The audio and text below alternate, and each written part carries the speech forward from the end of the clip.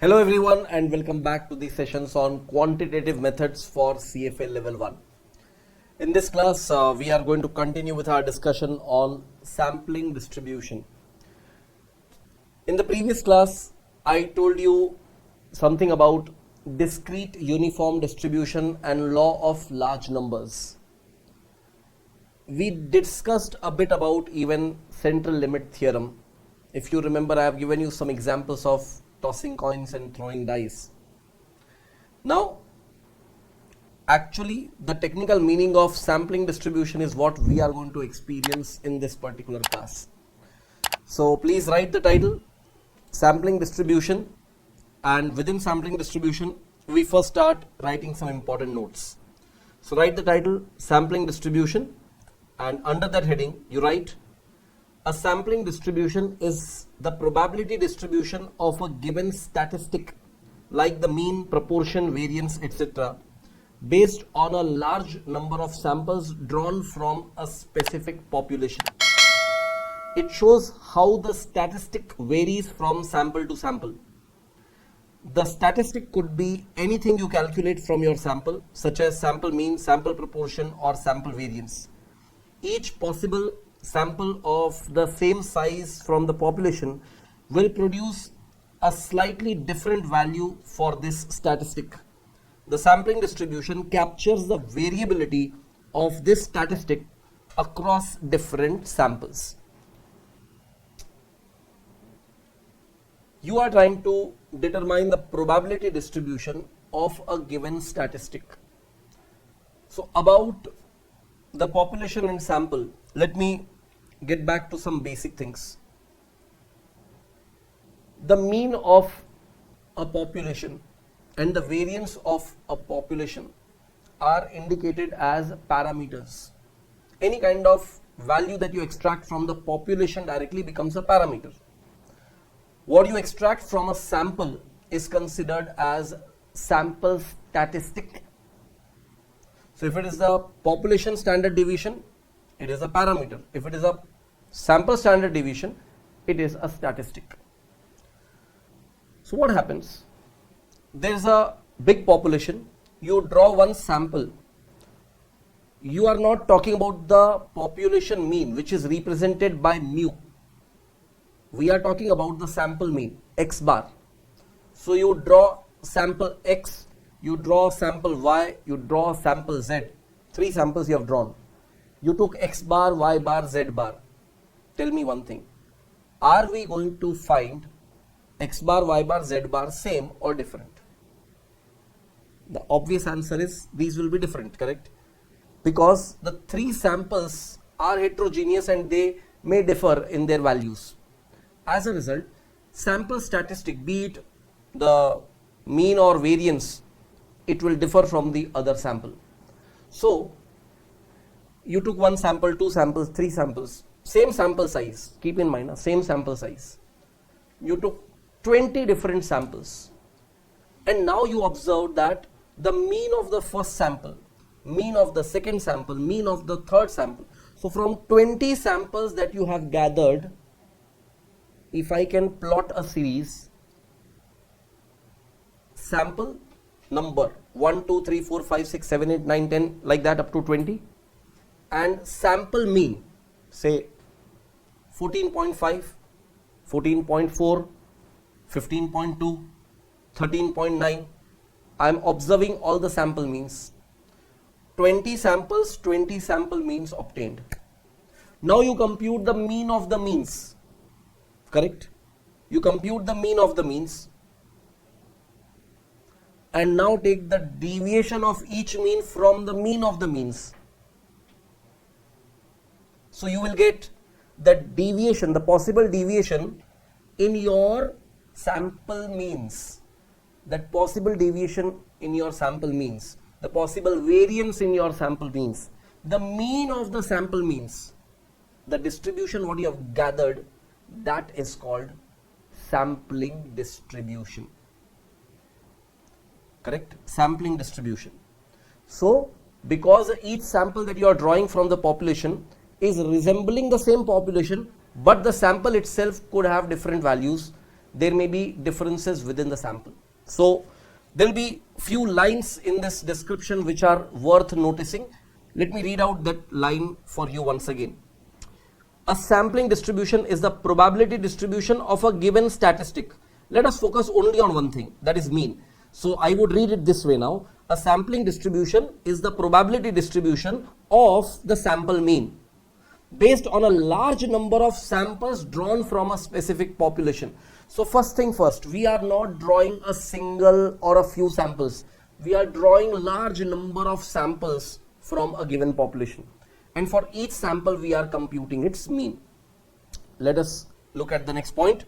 It shows how the statistic, that is mean in our case, how the sample mean varies from sample to sample. So we are trying to observe what is the variation in the sample mean from sample to sample.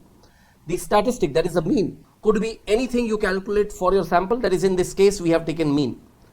Each possible sample of the same size from the population will produce a slightly different value of this mean. I am continuously replacing the word statistic with mean. The sampling distribution captures the variability of this statistic, that is variability of this mean across the sample. This is the beautiful line. Look at this line. The sampling distribution captures the variability of the mean across different samples. So idea is very clear.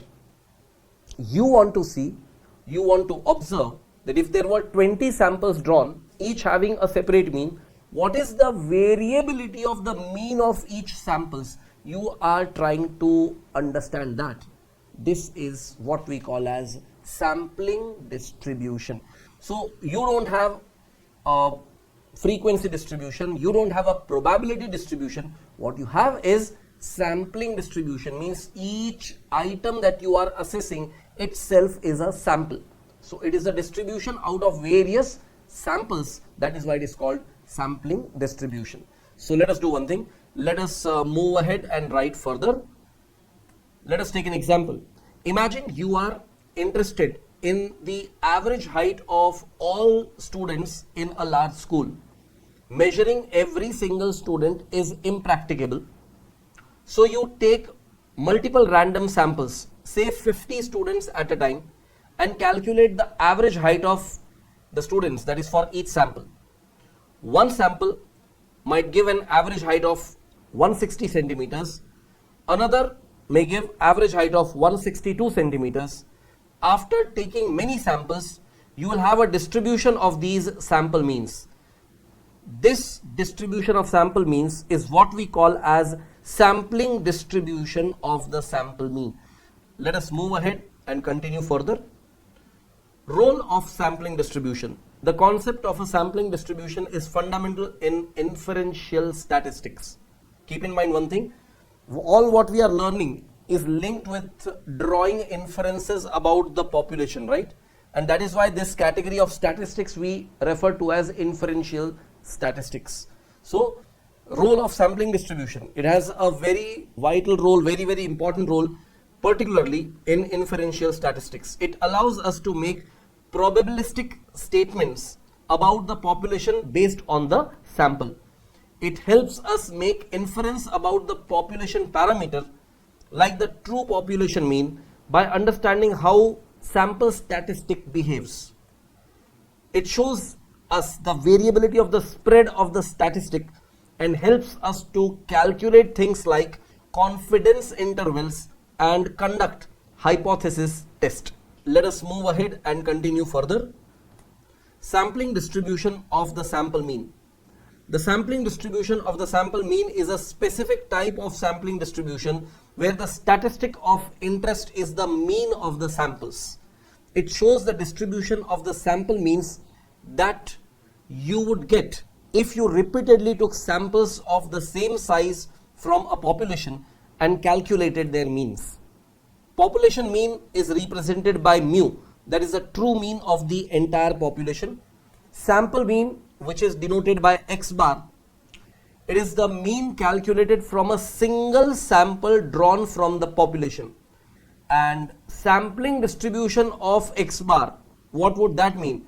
It is the distribution you get by taking multiple samples of the same size calculating the mean for each and plotting these means.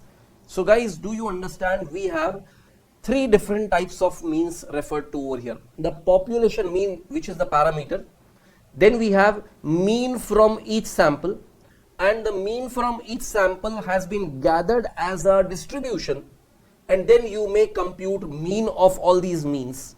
That would be the third mean. From the sampling distribution, when you are computing mean, it will be the mean of the sampling distribution. So please write up this whole thing and then I take you ahead. Let us move ahead and continue further. Properties of sampling distribution. The first and most important property, the mean of sampling distribution is equal to population mean. Now this is a wonderful thing. This is a wonderful thing. See, the population parameter, that is the mean of the population, will be something. But when you draw a sample, its mean will be something different. Sample mean represents a statistic, whereas the population mean is the parameter. But if you have multiple samples drawn, say you have drawn 50 samples, you observe each sample, you compute now the mean of each sample has already been computed. You now compute the mean of all these means and it will be coming closest possible to the population mean. That means this is one of the property of sampling distribution, that the mean of the sampling distribution is equal to the population mean. So keep in mind one thing, there will be always some possible variation which we are going to cover up by the basis of standard deviation or standard error. We have seen one thing, the law of large numbers play a big role. So same thing, what you do is when you keep on increasing the sample size, the chances of error will be lesser and lesser. So chances of error, you can say it is inversely proportional to the sample size. You keep on enhancing the sample size and the chances of error will become lower and lower. Theoretically, if you keep enhancing the sample size, suppose there are 10,000 students in a college and you want to see their average marks and you started a sampling process. First you took sample of 50 students, population is 10,000 students, you took a sample of 50 students, sample size is small. Then you took another sample of 100 students, 200 students, 500 students, 1000 students. Now 1000 students, it is already representing 10% of the population. But that was not enough. You kept on enhancing the sample size. I'm not talking about number of samples, I'm talking about the sample size. The larger and larger sample size you start taking, what will happen? The sample mean itself, I'm talking about not the mean of the sampling distribution, I'm talking about the sample mean itself. The sample mean will start getting closer and closer to the population mean. Theoretically again, keep imagining that your sample size goes on widening up and sample size becomes 2000, 5000, 10,000. When I say population was 10,000 and sample size became 10,000, means you have literally analyzed the whole population. Obviously, whatever be the mean that you compute has to be the population mean. Where is the scope of any error? There is zero error because you have not left any scope for the error. Now tell me, how is this happening? That error did not get knocked off suddenly. As and when the sample size was enlarged, the degree of error came down. This is what we call as standard error. So there will be still presence of sample error, or you can call it as standard error, unless you are bringing the sample size at par with the population size. Anyway, so that was the first property of the sampling distribution. Next, the standard deviation of the sampling distribution is known as standard error. So, I told you, you have gathered suppose 50 samples. Each sample you computed their mean. So now from 50 samples, each sample has its mean. Now you are taking mean of these 50 means. The mean of these 50 means is what we call as mean of the sampling distribution. and the mean of the sampling distribution will almost resemble the population mean. That is the first characteristic. The standard deviation of this distribution is not called standard deviation. The standard deviation of this distribution is called the standard error. The standard deviation of this distribution is called standard error. You following my point, right? Mean of the sampling distribution is almost equal to the population mean. The standard deviation of this distribution is having a typical name called standard error. And now what I am further telling you, the larger the sample size, the smaller will be the standard error. So if you want to reduce the standard error, you just need to keep enhancing the sample size. We are going to observe these features ahead, but let us focus on the third point over here. The shape of sampling distribution often approximates a normal distribution, especially as the sample size increases due to the central limit theorem. Are you people able to recollect what we learned in the previous class? We started with a particular type of distribution which was discrete uniform distribution. A distribution which we created by an example of throwing a single dice, having 6 possible outcomes with equal probabilities. Equal probabilities for all outcome makes it a flat line. The moment we introduce one more dice in the game, when you start throwing 2 dices together, the number of outcomes went to 6 square, that is 36 outcomes, and the possible values that you can get as aggregate of the numbers shown on the dice started from 2, ended to 12. 2, 3, 4, 5, 6, 7, 8, 9, 10, 11, 12. These are the possible values that you get. Now tell me, what is the probability of the smallest number as total? The smallest number as total will be 2. Its probability will be 1 by 36. The next number 3, its probability will be 2 by 36. Then next number probability will be 3 by 36. Then 4 by 36. So on, it goes on rising up to 6 by 36. Then again it starts falling. So 1 by 36, 2 by 36, 3 by 36, 4 by 36, 5 by 36, 6 by 36, and again it starts dropping to 5, 4, 3, 2, 1. I am talking about the numerator. Denominator will be 36. What is happening? If you plot this distribution graphically, you find that at the center, the probabilities or the count of the probability or the count of outcome in favor, which itself represents the probability, it starts rising up. Gradually, the trend becomes like a humped shape. You keep on adding more and more samples. Gradually, the whole distribution turns to be indicating a bell-shaped curve, which indicates normal distribution. So originally, any shape of the distribution does not matter. You keep on increasing the sample size, what will happen?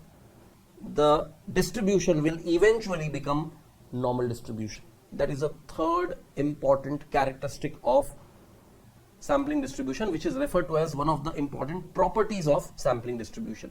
And the theorem that we have learned over here is central limit theorem. I am going to give you detailed notes about central limit theorem ahead, but let us first write all these points and let us understand these points as well. Fourth point, the fourth property, the sampling distribution tends to be normal for large sample sizes regardless of the population's shape. CLT, that is central limit theorem, ensures the normality of the sampling distribution for large samples supporting inference. Let us now learn about this important aspect, central limit theorem. What is central limit theorem? Now, I have explained this to you in the previous class itself with that example of 1 dice and 2 dice. The central limit theorem, CLT, is a fundamental principle in statistics that describes the characteristics of sampling distribution of the sample mean. It states that for a sufficiently large sample, the sampling distribution of the sample mean will approach normal distribution regardless of the shape of the population distribution. This holds true even if the original population distribution is not normal. The sample size n leads to sufficiently large here n should be equal to or greater than 30 is considered large enough for CLT, that is central limit theorem, to hold. Let us move ahead and continue writing further. The original population distribution can be any shape, that is, it could be normal, it could be skewed, it could be uniform distribution, etc.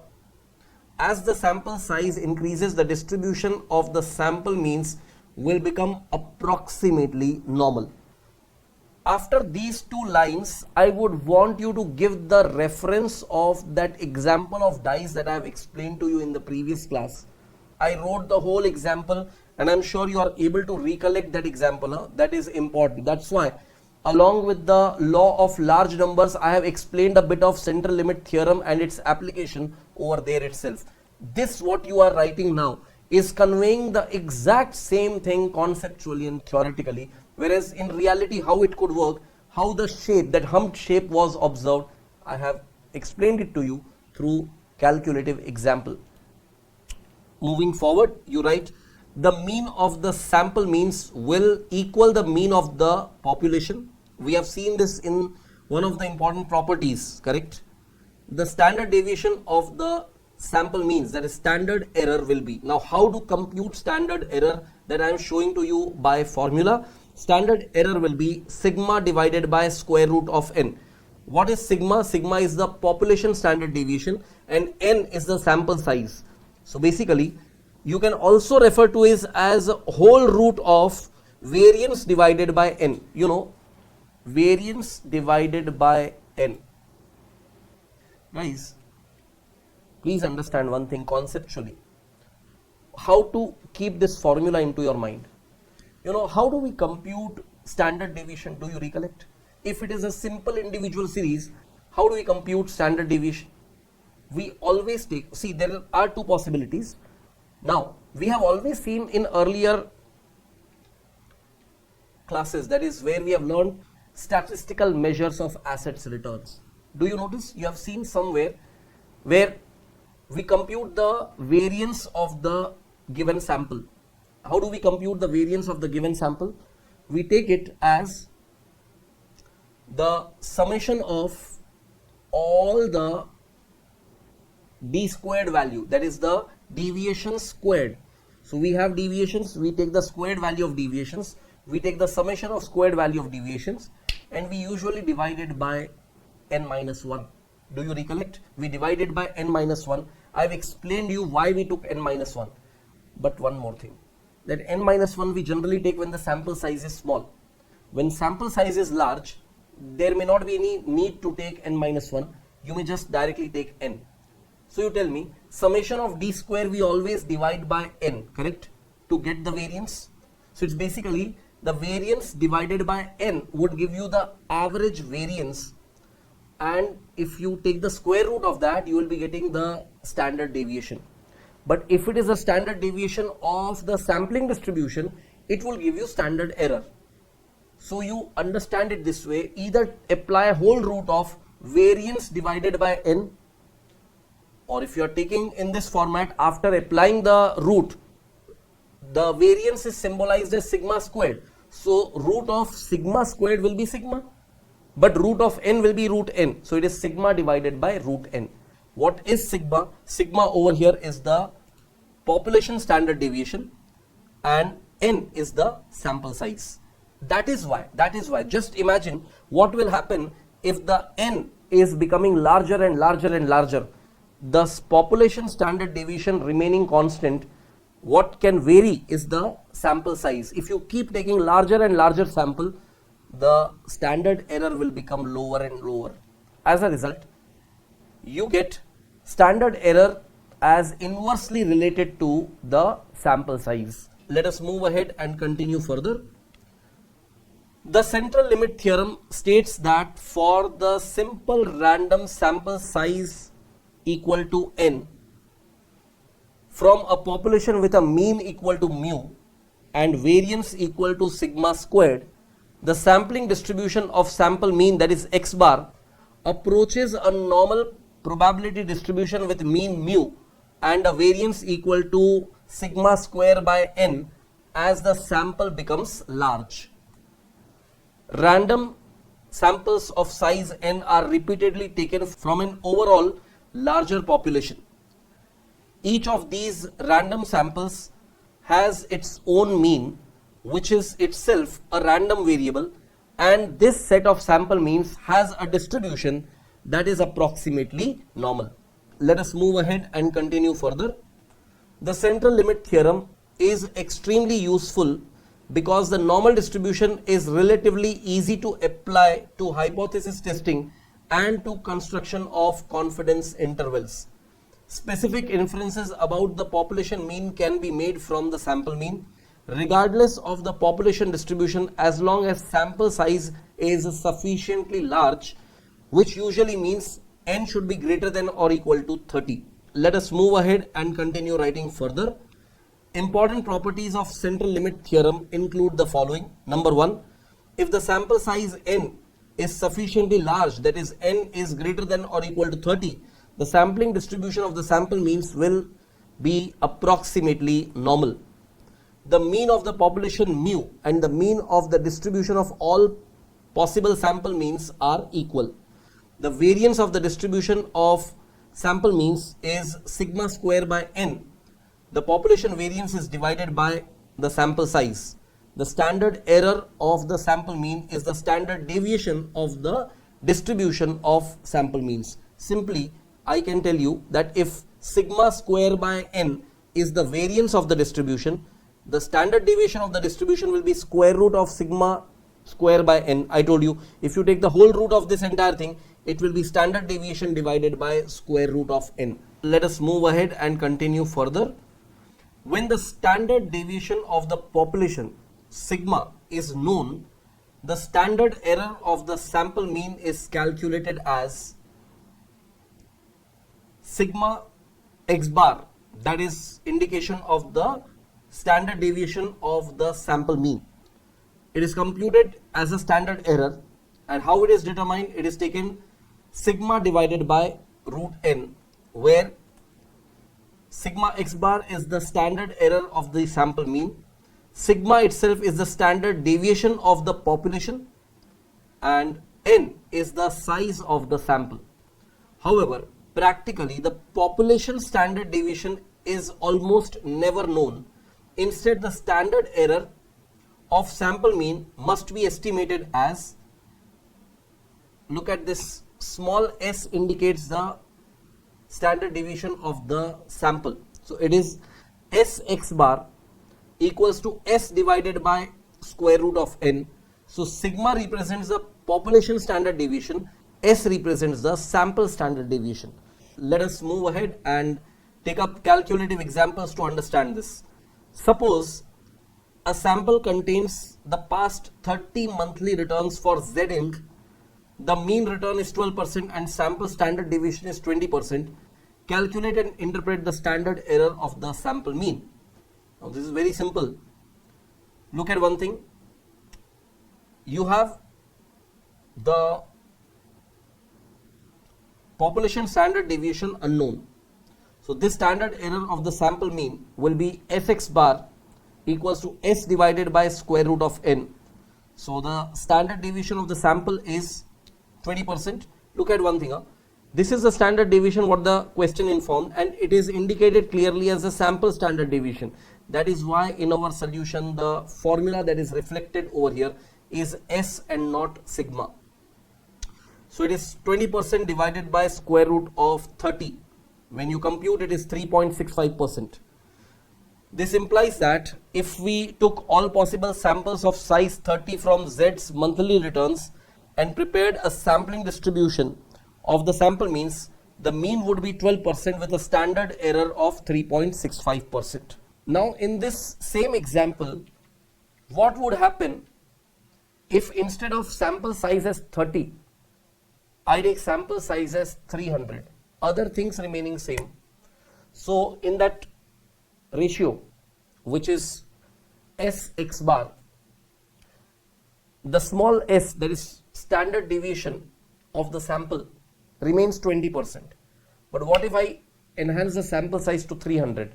So in the denominator, instead of taking square root of 30, can we agree you will take square root of 300?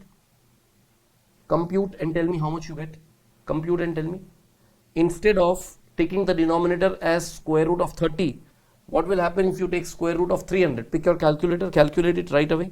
So I take 20 divided by square root of 300. Square root of 300, what I am getting is 17.32 approximately. Correct? I get 1.1547 as percentage, that is standard error. What is 3.65% over here concluded reduces down to 1.1547%. Tell me, are you getting it or not?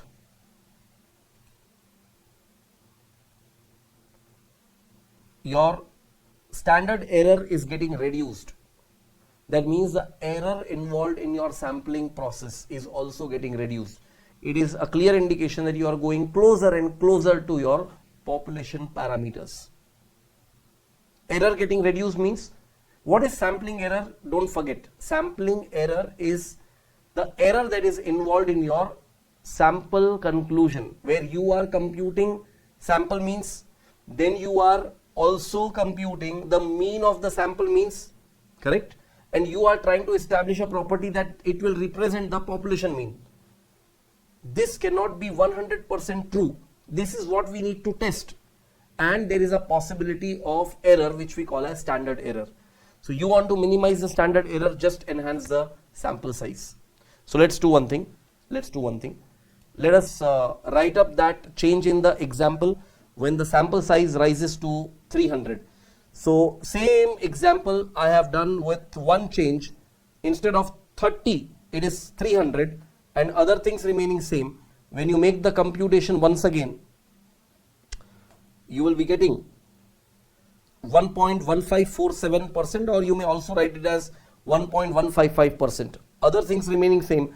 Conclusion will be the same, but standard error gets reduced. Let us move ahead and continue further. Now we talk about the result of the preceding two examples illustrates an important property of sampling distribution. The value of the standard error of the sample mean decreased from 3.65% to 1.155% as the sample size increased from 30 to 300. This is because as the sample size increases, the sample mean gets closer on an average to the true mean of the population. In other words, the distribution of sample means about the population mean gets smaller and smaller, so the standard error of the sample mean decreases. Let us move ahead and put forward this as a question. What is the meaning of confidence interval in the context of normal distribution? A confidence interval, CI, in the context of a normal distribution is a range of values derived from the sample data that is likely to contain the population parameter such as the mean with a certain level of confidence. A confidence interval helps estimate an unknown population parameter like the mean based on the sample data.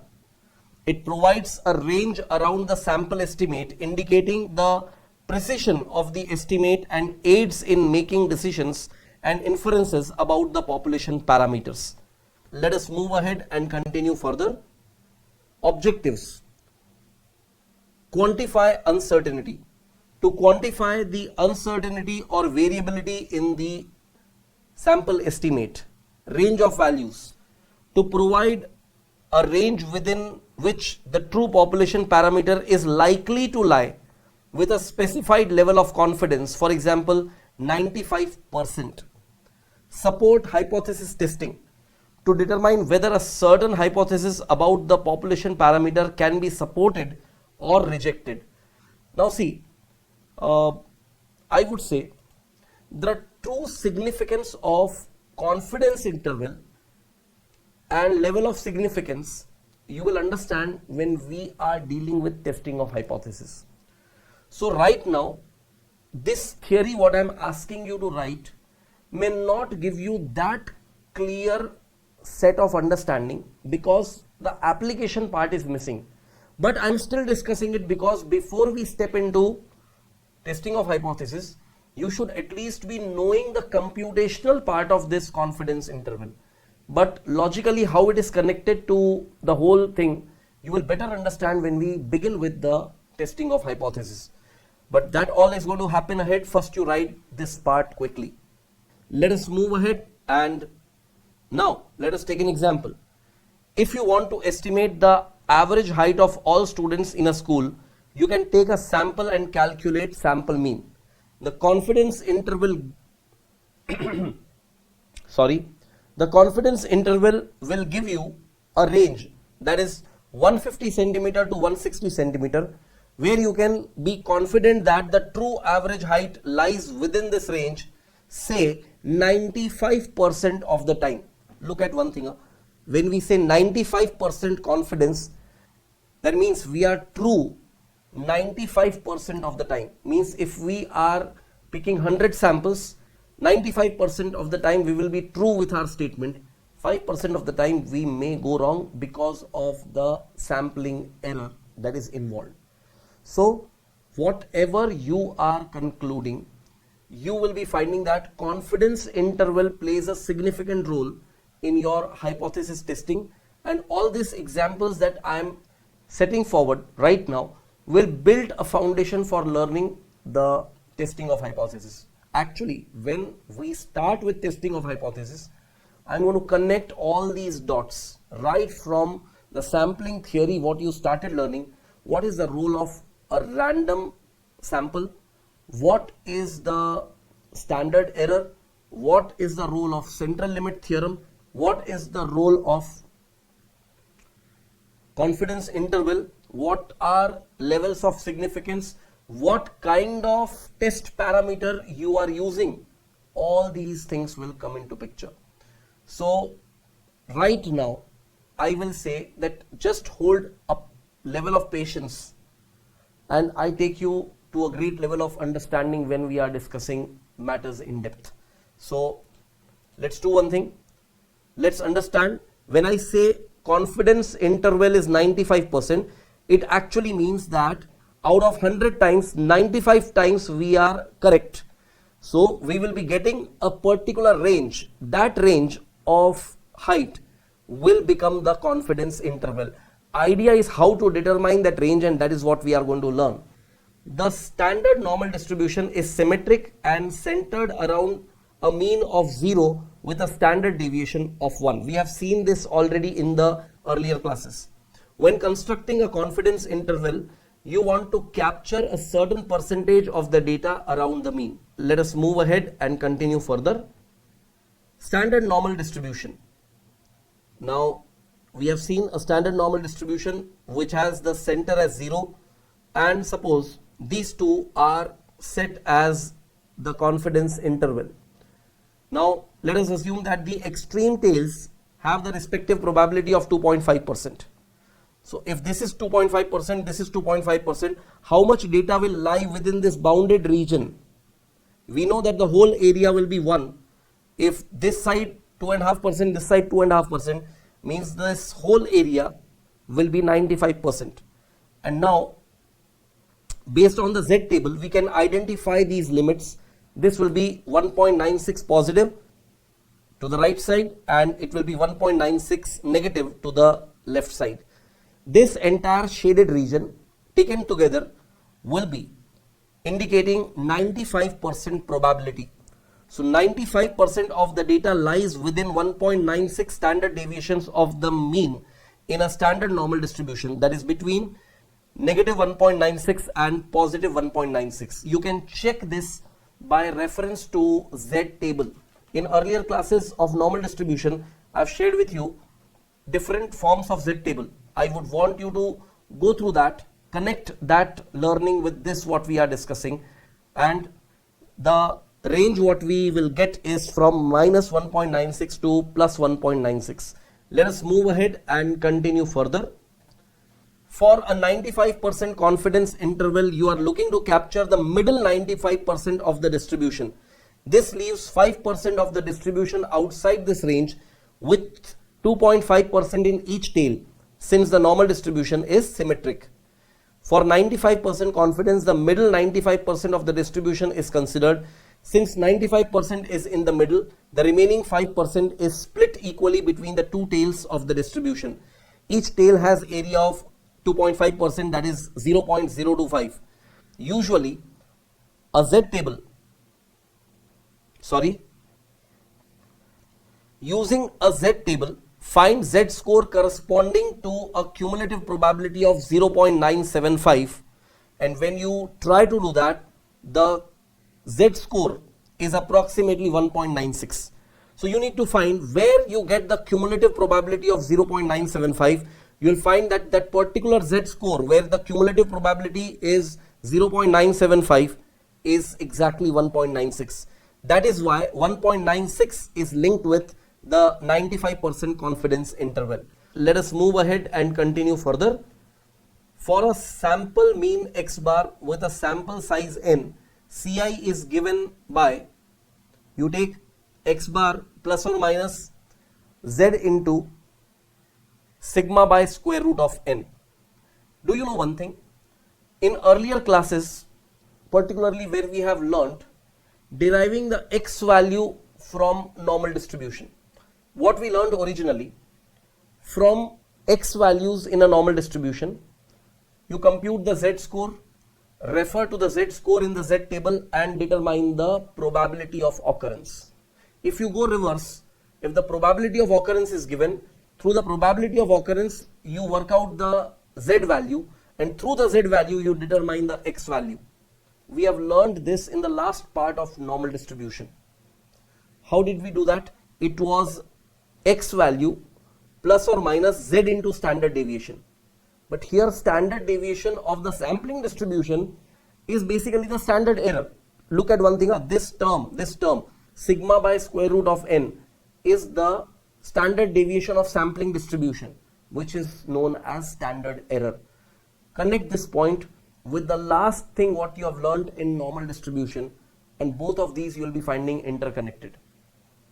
As a result, so when you take an example, you will have much better understanding.